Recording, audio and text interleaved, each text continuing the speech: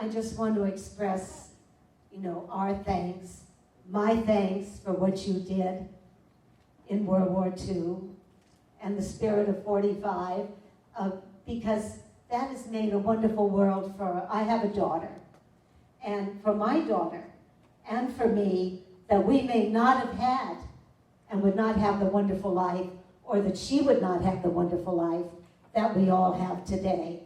And that's because of all of you. So thank you so very much. Oh, everybody, Margaret O'Brien, was it you say she was everybody's little girl. Margaret O'Brien, wasn't she? Everybody, she was my little girl. And I was just much older than you when I saw you. And Carol was our wonderful, wonderful star that would make everybody realize that they could have a little bit of life and a little bit of fun during all those hard times, because she would bring us such wonderful, wonderful musicals, and all those musicals that I saw that I was just in awe. Did you like them? I loved them. There was only one Carol Channing, and is only one Carol Channing. There'll never be another like her. Carol, do you remember what you were doing on that day? Yes. I was in Danny Kaye's, I believe it was his first musical. It was the beginning of Danny Kaye, and it was called Let's Face It, and the whole show was about being in uniform let's face it, it's not so bad wearing a uniform, and that was the theme of the show. And Danny did Danny, we all went to the USO every night, which was only a few blocks, after every show and after every matinee, between matinee and evening show. We would go there and dance with the soldiers, with the boys. Oh, they were dear. They were wonderful. And it was Eve Arden. I was understudying Eve Arden at the time, and she just mothered those boys. She was adorable, and she mothered me too. But I would understudy Eve, and then Lucille Ball used to go there, and we would. Well, anyway, that day we would beat it fast to the USO and danced with everybody and told them how grateful we were. Oh, they were so dear, those boys. Weren't they wonderful? Oh, Rhonda, you. And that day, let me see, on that, and then, I can't think of what else except we stayed right there and just kept talking with them and feeding them. Those were great days and hard days, weren't they? Yes. Well, we all were rationed and all that. We didn't have eggs. We didn't have meat. We didn't care. We just sent it straight overseas. I remember my husband now, Harry Collegian. I know that he was sent.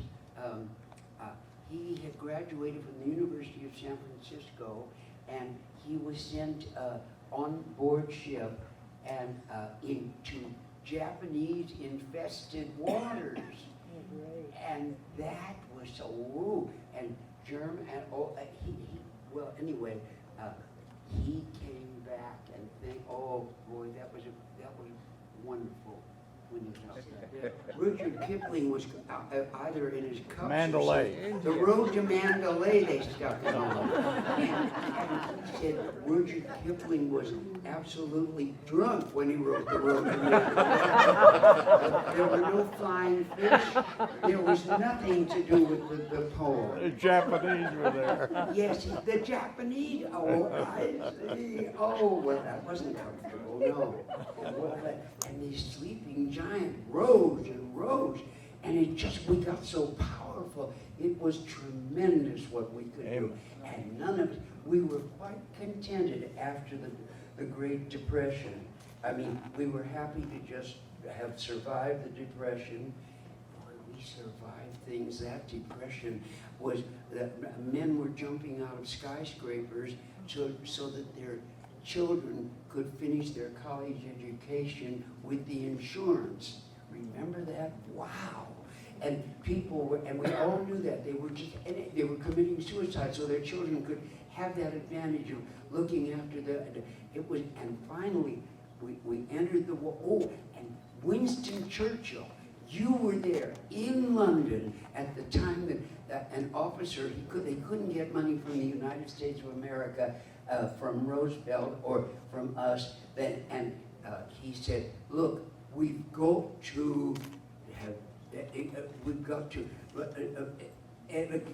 Cut, rid of yeah. everything. We gotta cut everything.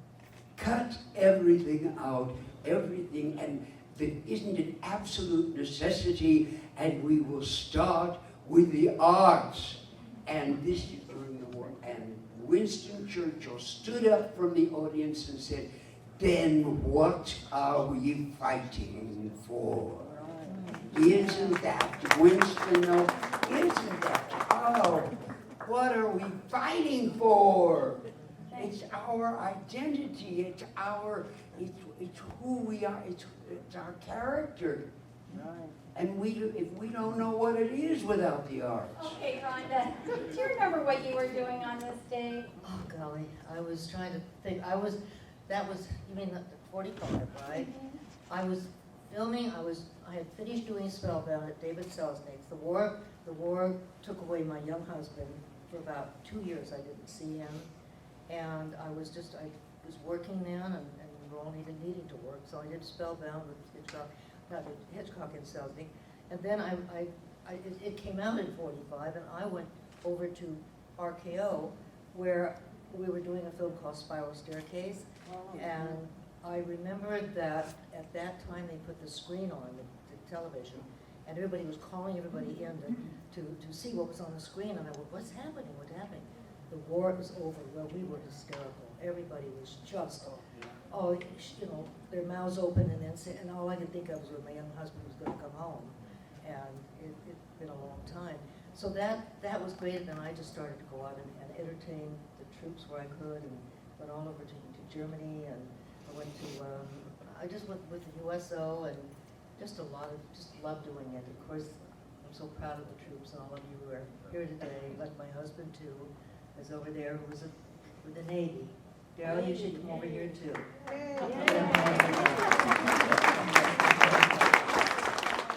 my goodness, I just love you so much. I could go around and kiss each one of you. Do it. So special, so They're gonna special. count on that. All right, you can start now. Harry wants them to start now, Rhonda. I think it'd be a late by the time, how many got here? We've got a lot of them, beautiful people who've served our country. That I was in hospitals and singing for them, and went to Panama, entertained the troops in Panama, and then went into Wow. Germany and sang there and met all the troops. They were just Wow.